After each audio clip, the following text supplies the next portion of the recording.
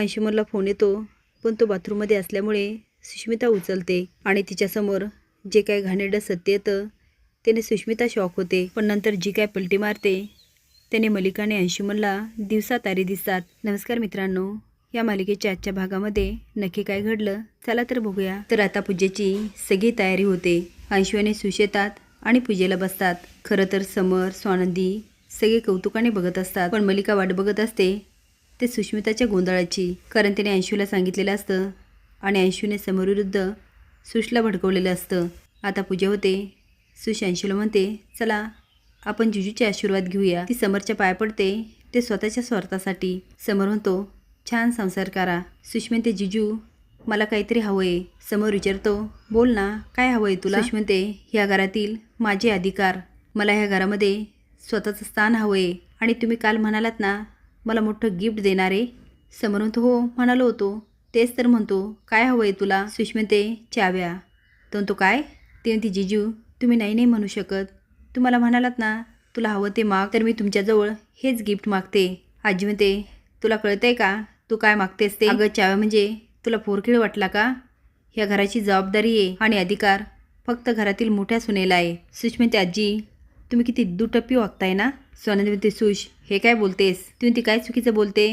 आजी काय म्हणाल्या, हे अधिकार घरातील मोठ्या सुनेकडे असतात. मग तुला काय वाटतं ताई, ह्या घरात मोठी तू आहेस. नाही, तुझ्यापेक्षा मोठ्या घरात मॉम आहेत. मग खरं तर चाव्या त्यांच्याकडे पाहिजे होत्या, तुझ्याकडं कशा आल्या. समोर होतो, कारण स्वानंदी मॅडम हे सगळं जबाबदारीने करतात. घरामध्ये कुणाला काय हवं आहे काय नको हे सगळं ते बघतात. त्यामुळे चाव्या स्वानंदी मॅडमकडेच राहणार. तेव्हा सुष्मिता म्हणते, वा जिजू तुम्ही पण दोन तोंडी आहात. मला विचारता काय गिफ्ट हवं आहे. आता मी सांगितलं तर द्यायला तयार नाही. स्वानंदी म्हणते, सुश तू राजवड्यांशी असं नाही बोलू शकत. ती म्हणते, ताई तू सांगू नको मला कुणाशी कसं वागायचं काय बोलायचं. तुला चाव्या मिळाल्या ना तू असंच बोलणार. स्वानंदी म्हणते, तुला चाव्याच हव्या आहे ना, हे घे. सुष्मिता मनात म्हणते, वा ह्या सुशला मी बावळट समजले होते, पण ही खूपच हुशार निघाली. जे काम मी आणि अर्पिता करू शकले नाही ते हिने केलं.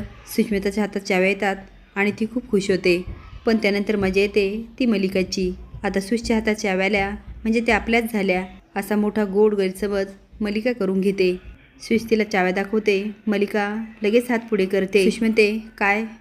ती म्हणते, चाव्या. पण सुष्मिता म्हणते, मी तुम्हाला का देऊ, या तर ताईने मला दिल्या. आता मात्र मलिकाच्या पायाखालची जमीनच सरकते. ती म्हणते, हो पण तू माझी सून आहे ना, माझ्याकडे राहिल्या काय आणि तुझ्याकडे राहिल्या काय. देतेस ना. पण सुश मात्र चाव्या स्वानंदीला द्यायला लागते. आता मात्र सगळेच थक्क होतात. स्वानंदी म्हणते, अगं तुला पाहिजे होत्या ना. ती म्हणते, नको ताई तुझ्याकडेच असू दे. हे बघून अंशुमनला वाटत असतं ही बावळट सुश काय करते. मलिका म्हणते, सुश अगं तिला का देते, तिने तुला दिल्या ना. सुश म्हणते, मी काय करायचं काय नाही हे तुम्ही मला नाही सांगायचं. आधी तुमच्या लेकाने काय केलं ना ते बघा. अंशू म्हणतो, आता मी काय केलं. सुश म्हणते, पार्टीमध्ये जो गोंधळ झाला ना तो अंशुमनमुळे. मलिका म्हणते, अगं हे काय बोलते, तुला तर ड्रेस स्वानंदीने दिला ना, गोंधळ स्वानंदीमुळे झाला. ती म्हणती, नाही, जिथून अंशुमने ड्रेस आणला त्यांचा फोन आला होता. अंशुमने ड्रेस तर मागवला पण त्याचे पैसेच नाही दिले. त्यामुळे तो माणूस राजवाड्यांची इज्जत पण काढत होता. तो म्हणाला, तुम्ही एवढे मोठे राजवाडे आणि क्षुल्लक पैसे ठेवता, तुम्हाला हे शोभत नाही. आता तर अंशुमनच्या पायाखालची जमीनच सरकते. इकडे मंदाकिनी चांगलीच तयारीला लागते. आता ही नवीन काय गोंधळ घालून बसणार ह्यामुळे बाबाला टेन्शन येतं. खरं तर मंदाकिनी बोललेली असते, मी दोन्ही जावयांना बोलवणार आणि त्यांचा मान सन्मान करणार. पण बाबांना हे अजिबात खरं वाटत नसतं, कारण ही समरबद्दल काहीतरी करणार याची त्यांना गॅरंटी असते. आता या मंदाकिनीला कसं अडवायचं याचा बाबा विचार करत असतात. पण शेवटी ती मंदाकिनीच कार्यक्रम होणार आणि त्यामध्ये सगळं सत्यही उघडीस येणार. असेच नवीन अपडेट जाण्यासाठी लाईक आणि सबस्क्राईब करा. धन्यवाद.